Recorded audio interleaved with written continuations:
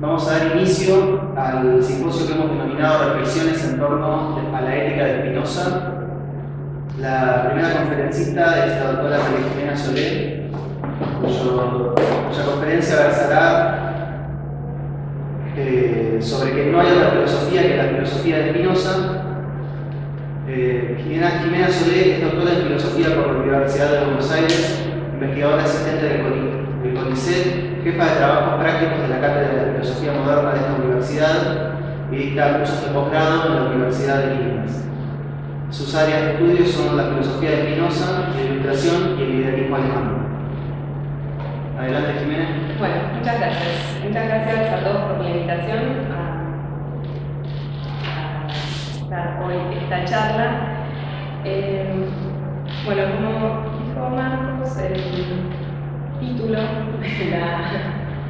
de la charla es No hay otra filosofía que la filosofía de Spinoza. Y como probablemente muchos de ustedes saben, este título es una afirmación de Lessing. Luego de que Jacobi le diese para leer una copia de un poema, una oda inédita de Goethe titulada Prometeo, en la que se desafía la autoridad de los dioses olímpicos, se afirma la autosuficiencia del género humano y se reconoce la superioridad de la necesidad y el destino, Lessing le confesó que los conceptos ortodoxos de la divinidad ya no eran para él y le advirtió a Jacobi que si no deseaba darle la espalda a toda la filosofía, entonces tenía que hacerse amigo de Spinoza, porque según Lessing no hay otra filosofía que la filosofía de Spinoza. Como probablemente muchos de ustedes también ya sepan, Jacobi no solo le dio la razón, sino que llevó más lejos el asunto. Para él la doctrina spinoziana era irrefutable, por ser el producto más perfecto de la razón humana. Pero Jacobi no quería hacerse amigo de Spinoza. Su intención era más bien la opuesta. Según su interpretación, la doctrina de Spinoza, y por tanto toda la filosofía racionalista, era fatalista y atea, y por lo tanto inaceptable. Esta lectura del espinozismo como ateísmo y fatalismo había sido la clave en la que se había desarrollado prácticamente toda la recepción de su pensamiento, desde la aparición del Tratado Teológico Común. Spinoza era conocido durante el siglo XVIII como el filósofo maldito que demostraba que Dios no existe y por lo tanto aniquilaba la religión, que negaba que los seres humanos tuvieran una voluntad libre y por lo tanto destruía la moral, que criticaba el despotismo de los reyes y defendía la democracia como la mejor forma de gobierno y por lo tanto ponía en riesgo el orden establecido en la mayor parte del territorio europeo. Declararse espinocista era un escándalo y la estrategia de Jacobi estaba bien diseñada. La identificación del espinozismo con la filosofía era la premisa sobre la cual se asentaba su propuesta de abandonar mediante un salto la filosofía para situarse en el ámbito de la fe. El mérito que le reconoce Spinoza es por lo tanto el de haber tenido la valentía de admitir las consecuencias necesarias a las que conduce la pretensión de demostrarlo todo racionalmente. Por eso, luego de que Lessing se queja de que se hable todavía de Spinoza como de un perro muerto, Jacobi le responde que continuarán hablando de él de este modo porque no lo comprenden. Y entonces cita una carta de Spinoza en la que afirma que no presume de haber hallado la mejor filosofía, sino que sabe que entiende la verdadera. Esta convicción, esta tranquilidad de ánimo, admira a Jacobi, quien declara que semejante paraíso en el entendimiento, tal como lo estableció esta mente iluminada y pura, muy pocos lo han disfrutado. La publicación de la Confesión de Lessing en 1785, 3 años después de su muerte, desató una polémica de amplio alcance entre los contemporáneos. La posibilidad de que este respetado filósofo hubiese adherido a la filosofía maldita, considerada como el compendio de todos los errores y desaciertos humanos, como una construcción monstruosa que había sido dictada por el propio diablo, era sumamente inquietante. Dado que Lessing había muerto pocos meses después de su conversación con Jacobi, sus amigos se enfrentaron al problema de intentar desentrañar el sentido de su escandalosa afirmación. ¿Había sido Lessing realmente un filosofista convencido? Pero la polémica no se agotaba allí. Los involucrados pronto reconocieron que lo que se estaba discutiendo era algo mucho más importante, íntimamente conectado con las convicciones más fundamentales de la época. La cuestión era decidir si Lessing y Jacobi tenían razón. Había que decidir si efectivamente no había otra filosofía que la filosofía de Spinoza. En los primeros escritos, o sea, esta pregunta de si no había otra filosofía que la filosofía de Spinoza, era mucho más apremiante. Implicaba, por supuesto, tomar una posición acerca de la correcta interpretación de esta doctrina, cuál era el espíritu del espinosismo, se preguntaban todos, pero también, y quizá principalmente, había que tomar posición acerca de qué era la filosofía. Y efectivamente, en los primeros escritos de los idealistas alemanes, estas dos cuestiones, cómo hay que entender el espinosismo, cuál es su espíritu y qué es la filosofía, parecen como entreveradas, inescindibles. Fichte y Schelling consideraron la doctrina de Spinoza como la forma más coherente que puede asumir el dogmatismo, el cual, junto con el idealismo o criticismo, constituyen los únicos dos sistemas filosóficos posibles. Es en oposición al dogmatismo-spinosismo que ellos construyen sus propios sistemas idealistas. Allí reside, pues, tanto su mérito filosófico como la importancia de su figura en la génesis de este movimiento. Hegel, por su parte, también reserva a esta doctrina un lugar fundamental. Son conocidos los pasajes de sus lecciones sobre la historia de la filosofía, en los que presenta el espinosismo como el punto de partida esencial de toda la filosofía y afirma que Spinoza es tan fundamental para la filosofía moderna que bien puede decirse que quien no sea espinosista no tiene filosofía alguna. Spinoza estaba convencido de que su filosofía era la única verdadera.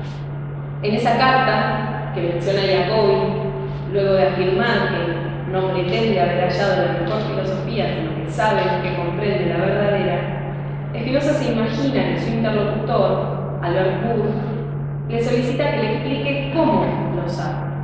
Y su respuesta es contundente. Del mismo modo que sabe usted que los tres ángulos de un triángulo son iguales a los rectos, y que con esto basta, no lo negará nadie que tenga el cerebro sano y no sueña con espíritus inmundos que nos inspiran ideas falsas similares a las verdaderas, ya que lo verdadero es índice de sí mismo y de lo falso. Solo hay una filosofía verdadera, dice Spinoza, la suya, la que encontramos en la ética demostrada en el orden de Geómetro, que le llevó 10 años de arduo trabajo intelectual. ¿En qué consiste esa filosofía verdadera? En el conjunto de las definiciones, axiomas y demostraciones que encontramos a lo largo de sus 5 partes, ¿o es algo más? ¿Qué es, según Spinoza, la filosofía?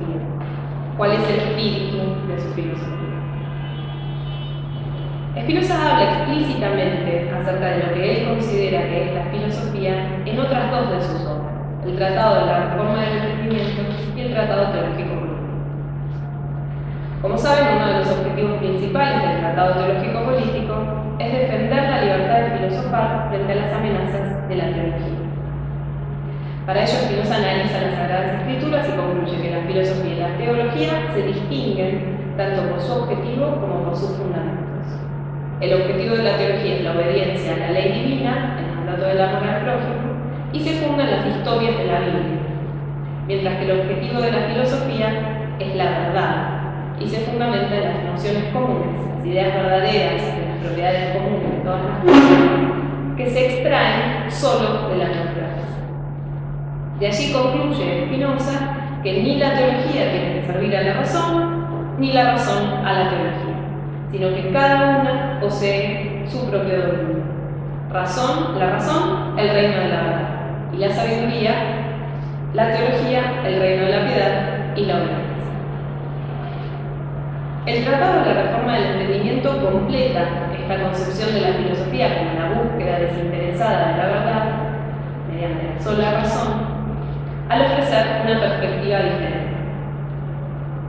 Spinoza dedica las primeras páginas de esta obra inconclusa a relatar en primera persona cómo surgió en él la decisión de dedicarse a la indagación filosófica.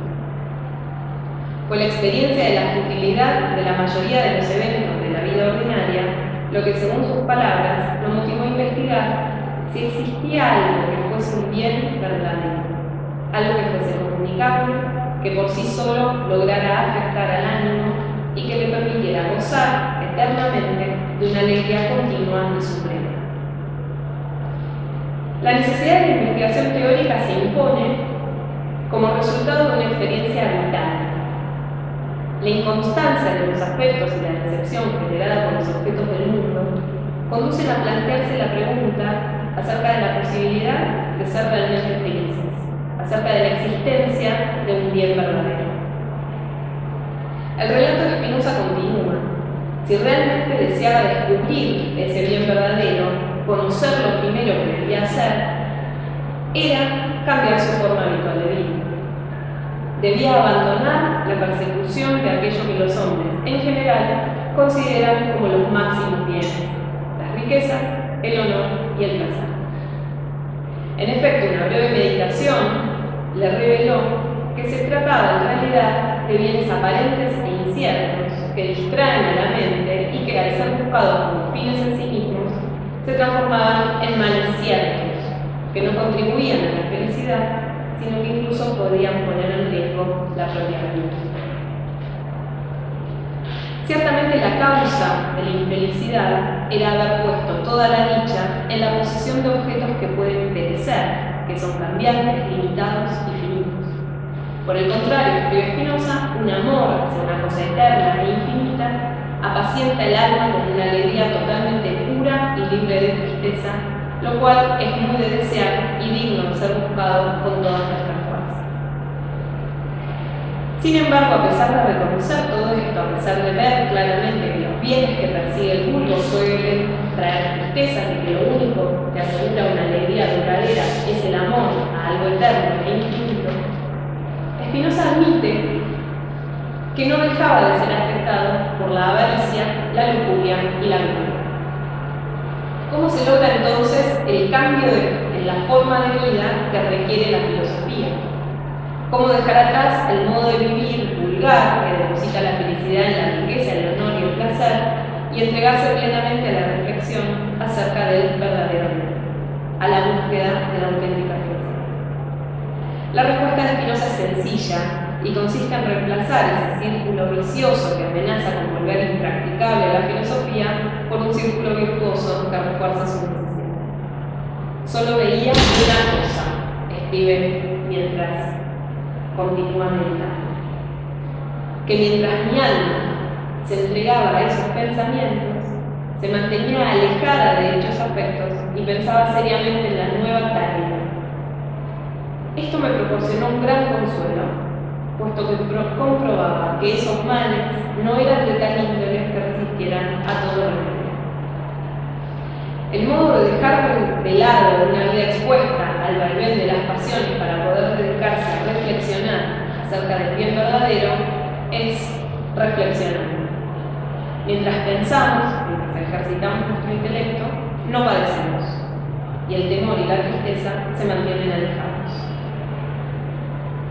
Además, Spinoza relata que los momentos dedicados a la reflexión, que al comienzo eran raros y breves, pero que a medida que fue descubriendo el verdadero bien se hicieron más frecuentes y más largos, le permitieron descubrir una primera verdad fundamental: que no hay ni bien ni mal, perfección ni imperfección en la naturaleza, porque todo cuanto sucede se hace según el orden eterno y según las leyes fijas de la naturaleza. Reflexionar aleja a las pasiones. El conocimiento verdadero acerca de la naturaleza y sus leyes, resultado de la reflexión racional, permite ordenarlas, moderarlas. La filosofía, la búsqueda de la verdad mediante la razón, que había surgido como una necesidad práctica, como un remedio ante la futilidad de los eventos del mundo, se revela desde el comienzo efectiva. De este modo, Spinoza descubre en qué consiste el sumo bien, al que hay que enderezar la propia vida, si se quiere ser feliz. Se trata de la adquisición de una naturaleza humana más firme, menos expuesta a los vaivenes de las pasiones, más perfecta, más potente, que consiste en el conocimiento de la naturaleza y su unión con ella. Si la preocupación práctica, ser felices, encontrar un bien que provea un gozo duradero, conduce a la necesidad de asumir una actitud teórica, investigar si ese bien verdadero existe, el ejercicio de esa investigación racional pone en evidencia que ese bien que se busca es ella misma. Pues mientras reflexionamos, conquistamos, aunque sea en brevísimos instantes, ese estado de felicidad. Y las verdades que descubrimos generan cambios efectivos en nuestra conducta, que nos acercan a ese bien buscado. Conocimiento y felicidad se revelan indistinguibles. Para encontrar el sumo bien, hay que entender la naturaleza. Y mientras entendemos, poseemos ese sumo bien. Se trata además de una empresa colectiva, pues no solo nos esforzamos por conocer la naturaleza, sino que también por hacer que muchos otros la comprendan, dice Spinoza, en vistas a conseguir una concordancia de entendimiento y deseo con ellos. Y Spinoza se pregunta una vez más en este punto, ¿qué debemos hacer para adquirir ese conocimiento verdadero de la naturaleza? Esa naturaleza humana más firme que coincide con el sumo bien. ¿Qué hay que hacer para poder hacer filosofía? Ante todo, afirma, hay que encontrar el modo de curar el entendimiento y en cuanto sea posible al comienzo, purificarlo para que consiga entender las cosas sin error y lo mejor posible. Spinoza pasa entonces a reflexionar acerca de los modos de conocer, el método y las artes. El resultado de este desarrollo, sin embargo, es que no hay un criterio de certeza diferente de la verdad misma. Para la certeza de la verdad no se requiere ningún otro signo fuera de la posesión de la idea verdadera. Quien tiene una idea verdadera sabe al mismo tiempo que tiene una idea verdadera, escribirá en la ética, y no puede dudar de la verdad de eso que conoce. Por lo tanto, el verdadero método, afirma Spinoza, no consiste en buscar el signo de la verdad, pues después de haber adquirido las ideas, sino en el camino por el que se busca, en la verdad misma o las ideas. El método no es una antesala para la filosofía. Tampoco es un procedimiento para examinar las ideas ya adquiridas en un criterio extrínseco de verdad. El auténtico método que acabamos de leer es el camino por el que se buscan las ideas verdaderas. La reforma del entendimiento no es entonces un requisito previo para hacer filosofía, sino que ese camino de desenmascaramiento de los propios prejuicios y de los errores que impiden conocer la verdad es ya la filosofía misma. Podemos responder ahora el interrogante que nos habíamos planteado. ¿Qué es la filosofía para Spinoza? La filosofía es la búsqueda de la verdad fundada en nociones comunes que hallamos en la naturaleza. Había dicho el Tratado Teológico Político.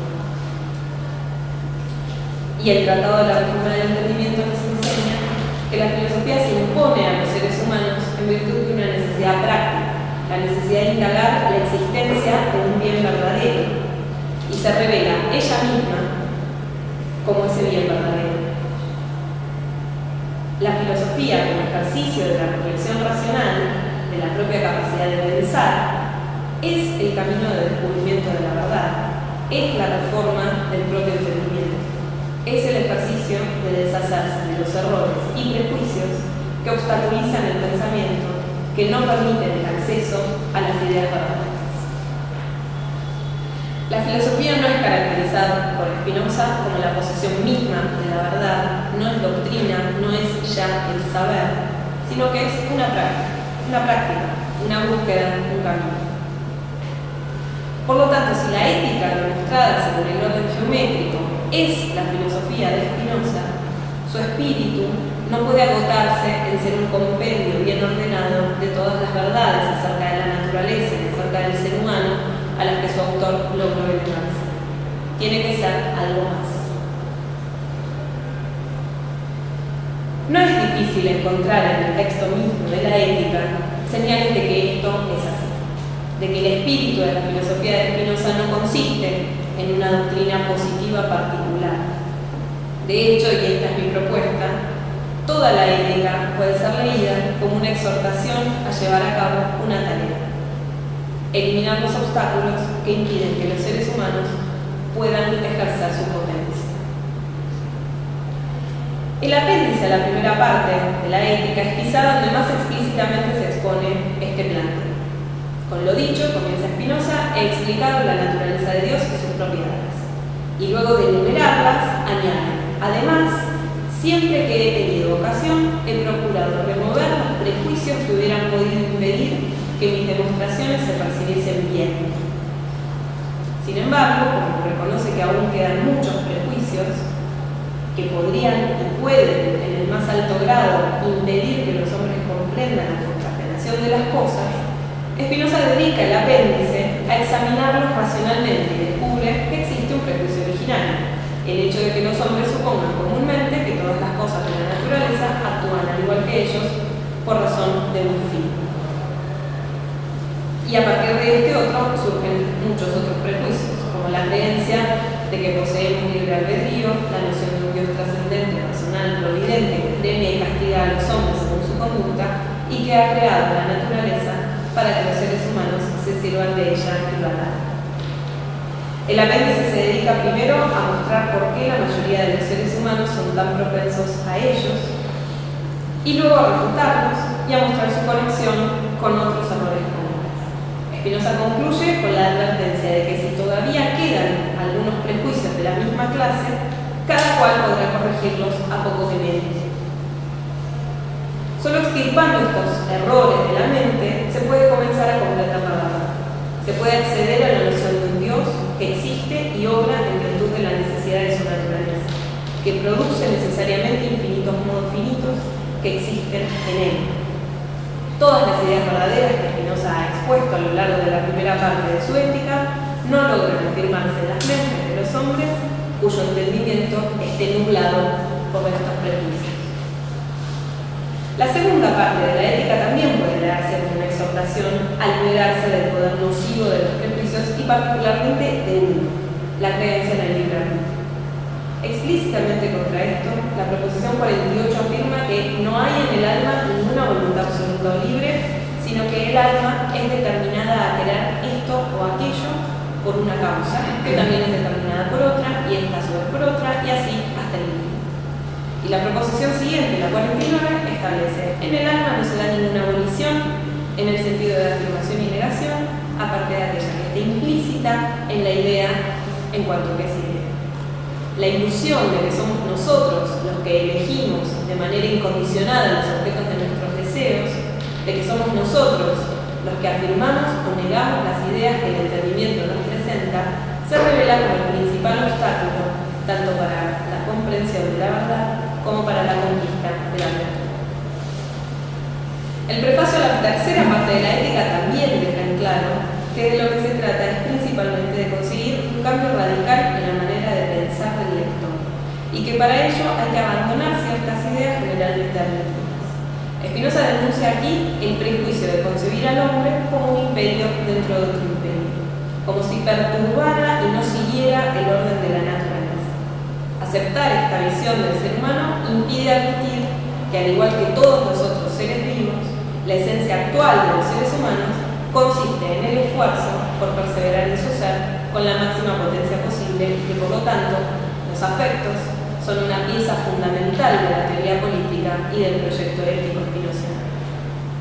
Asimismo, la cuarta parte de la ética dedica su prefacio a combatir, antes de empezar a demostrar lo que desea demostrar, ciertos prejuicios sumamente dañinos. Spinoza ofrece allí una explicación genética del origen de las nociones vulgares de perfección, imperfección, bien y mal. para poner en evidencia que se trata de ideas imaginarias que resultan de la comparación entre sí de los individuos de la misma especie y de la manera como las cosas nos afectan.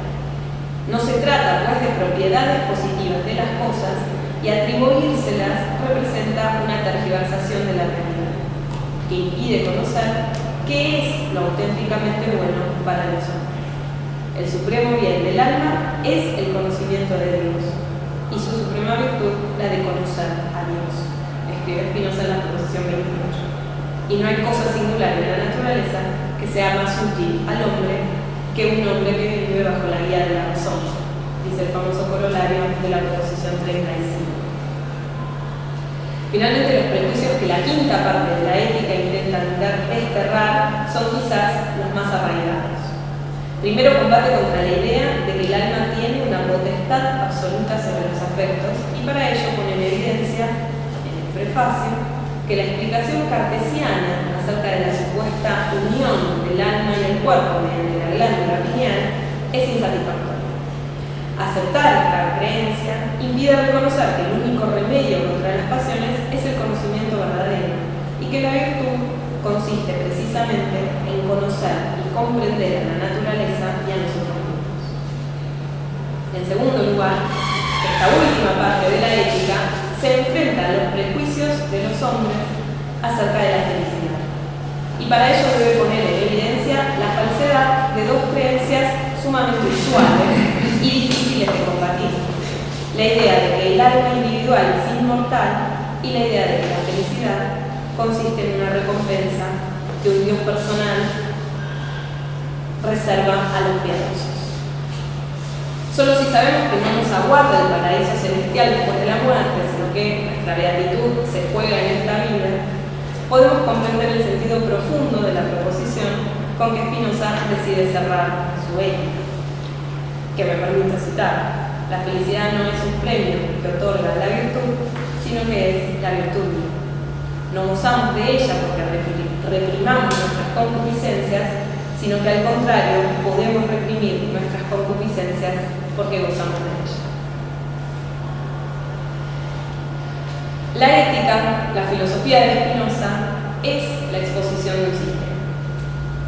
Consiste en una exposición ordenada y exhaustiva, atrapante y extremadamente bella, diría yo, de las demostraciones de los conceptos fundamentales de una ontología, una nociología, una antropología, una teoría política y una ética. Pero su espíritu es otro. Porque además, y quizá principalmente, la ética es un camino que hay que recorrer. Un camino para descubrir esas verdades por nosotros mismos, único modo de que realmente las aceptemos y las hagamos propias. La filosofía no es, por lo tanto, según Spinoza, la doctrina de la sustancia y su despliegue en el universo. No es un cuerpo de teorías que tengamos que aceptar en virtud de la autoridad de quien las enuncia. La filosofía, que se impone por una necesidad vital que surge de la experiencia decepcionante ante la futilidad de los objetos mundanos, se revela a ella misma como una práctica.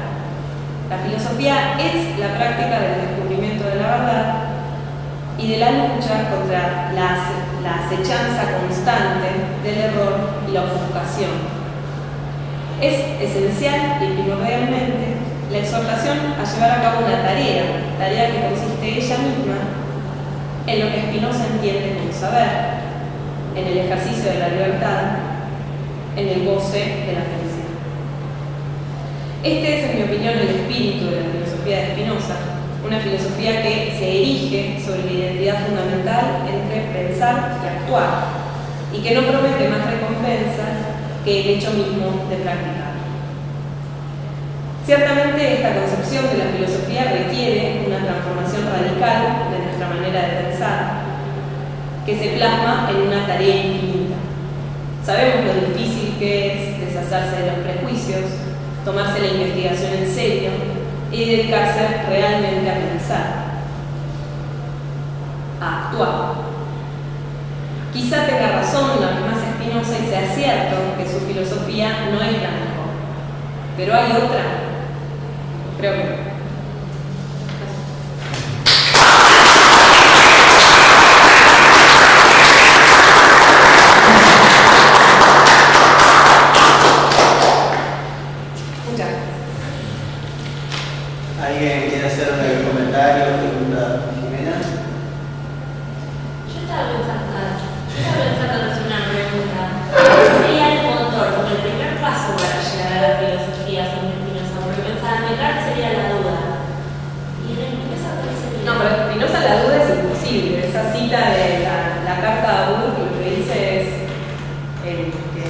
tiene una verdad sabe que la tiene, es algo que sueñe con espíritus inmundos que lo confunden, creo que ahí se refiere al genio maligno. No, la motivación es vital, me parece que es una motivación existencial, digamos, que es lo que encontramos en esos primeros párrafos del Tratado de la Reforma del Entendimiento. Spinoza habla en primera persona y explica cómo esa experiencia de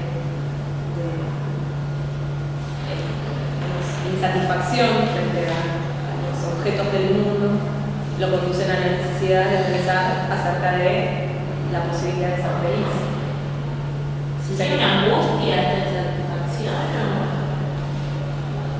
Podría ser, no se detiene demasiado Spinoza a describirla, simplemente la describe como esta experiencia de una futilidad, de que los objetos son a veces buenos, a veces malos, hay una inconstancia en la vida pasional.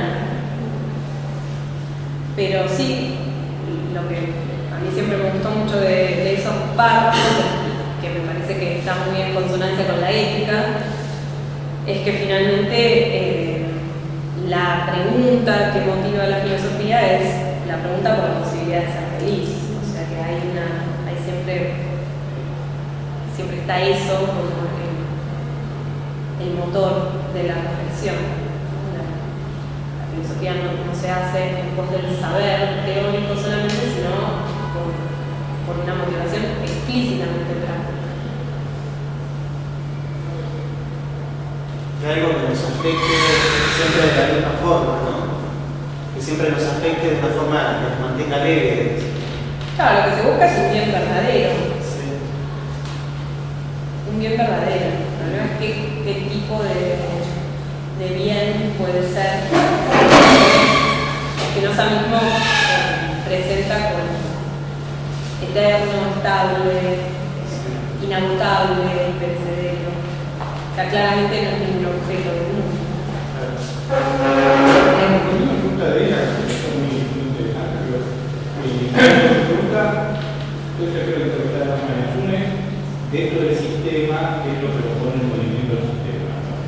Y yo, claro, la duda de pero otra también interpretarla, que puede ser la contención, diga, no sabemos de Spinoza, el público ante el cual está escribiendo, para el que está escribiendo, y que lo van a leer, a lo mejor el motivo que tiene para interesarse por Spinoza, bueno, no se puede estar diciendo esto, ustedes son unos cristianos, que son católicos o protestantes, explíquenme por qué hay tanto sufrimiento, explíquenme por qué hay chicos que se mueren por internacional, explíquenme por qué hay y frente a esas concepciones cristianas que realmente males, no sé si tienen que cambiar totalmente su perspectiva acerca de Dios, del mundo, de la creación. O sea, hoy en día ya quizás no sería ese público que lo lee, pero no sé si creo que frente a esa recepción primera puede ser como un shock, lo que motivaría a ese Spinoza a decir, bueno, las explicaciones que estoy recibiendo desde la iglesia, desde que estoy chiquito, no se me pasan.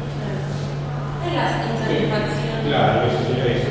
Claro, insatisfacción ante la experiencia directa del Directa mundo y ante de las la explicaciones no, de por qué eso lo hace. Sí, me parece que eso está muy bien. Una pregunta en relación al tema de la verdad, ¿no? Yo el otro día con un compañero lo analizamos mucho por el lado de que la idea verdadera tiene mucho que ver, o digamos, en la ética por lo menos, es inherente casi al tema de la idea adecuada. Y a mí siempre, digamos, o sea, tengo una duda que todavía no me la pude sacar completamente de encima, es que bueno, nosotros podríamos coincidir en decir que el bien, el mal, el libre albedrío son ideas inadecuadas, son ideas de la imaginación. Ahora bien, esa, como vos dijiste vos en la Ética 4, en el Apéndice también y en otros lugares, esa explicación genética, ¿no?, que hace Spinoza de, o sea, cómo surgen esas ideas, que que son falsas. O sea, ¿qué estatus tendría esa explicación de cómo surge la falsedad? ¿No podría verse de alguna manera como que es una manera tal vez de adecuar esas ideas que son inadecuadas? Si el resultado de la génesis, o sea, de explicar la génesis de una idea inadecuada la transforma en adecuada. Claro. No, eso es imposible para Spinoza, porque las ideas inadecuadas son siempre inadecuadas y las adecuadas son siempre adecuadas, y con que tengamos una idea adecuada, que son las verdaderas, es lo mismo, pero Ahora, explicada con distintas claro, Y no son puntos de tanto vista, Dios como nosotros. sabemos distinguirlas. perfecto. Ahora, lo que Sí. sí sucede es que no es lo mismo tener una idea inadecuada sabiendo que es inadecuada, o sea, conociendo su origen necesario en determinada experiencia, en la finitud de los sentidos, no sé, las características propias de mi cultura o de mi educación, que tenerla simplemente y confundirla y permitirle en realidad a esa idea que se afirme en la mente. Lo que hacemos cuando tenemos una idea adecuada acerca de cómo surge una idea inadecuada es quitarle toda la capacidad a esa idea inadecuada de afirmarse en la mente y por lo tanto ser falsa. Está bien.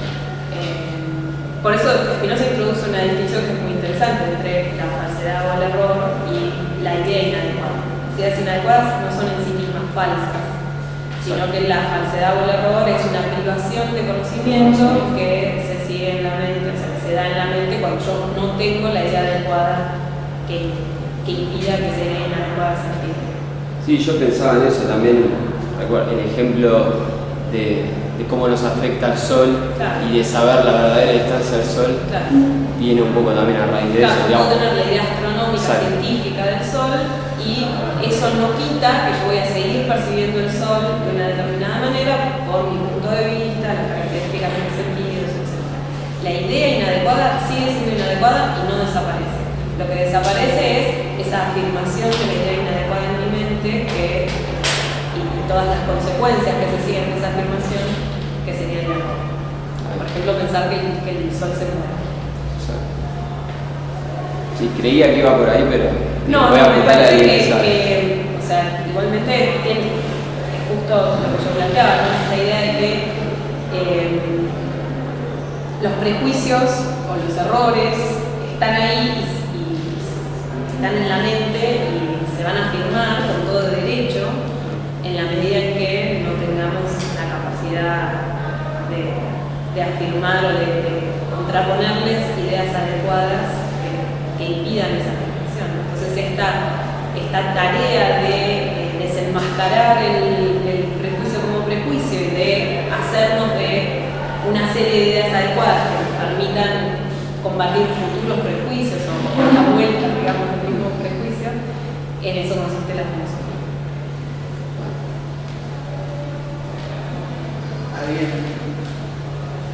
Yo quería hacer más un comentario sobre esto que decías, de que es una práctica y de que queremos que lo logre otro. Y como un lugar que tiene muy interesante la práctica de la filosofía respecto de las demás personas, antes del final de la ética, en la proposición 41 de la parte quinta, cuando dice que aunque no sepamos de la eternidad del alma, aunque no llevemos una vida racional, aún así nos va a parecer importante la generosidad. Entonces, la generosidad es algo que va a estar presente en nuestra vida, seamos o no filósofos, y es la alegría por el otro, la alegría porque el otro se alegre, la alegría y la búsqueda de que el otro esté mejor, es un compartir. Descartes también tiene un peso importante en el Tratado de las Pasiones, y como pensaba en la generosidad como algo muy importante para la vida filosófica. Y es también un doble sentido de la afección. Podemos estar afectados al punto de estar nublados, pero podemos estar afectados positivamente, y es necesario que sea así, siendo filósofos o no. Sí, me parece también se podría distinguir un doble aspecto o dos sentidos de generosidad. Habría una generosidad filosófica, que podría ser esa de la que nos habla al final de la ética, basada en el hecho racional de comprender una serie de verdades, y podría haber también una generosidad utilitaria, que tiene que ver con ayudar al otro y a mí. Quizás las dos tengan el mismo efecto, pero no surgen de la misma raíz. Una podría ser una pasión y otra un afecto activo. Sería comentar la segunda. Profesar al otro como un fin y no como un medio. Sí.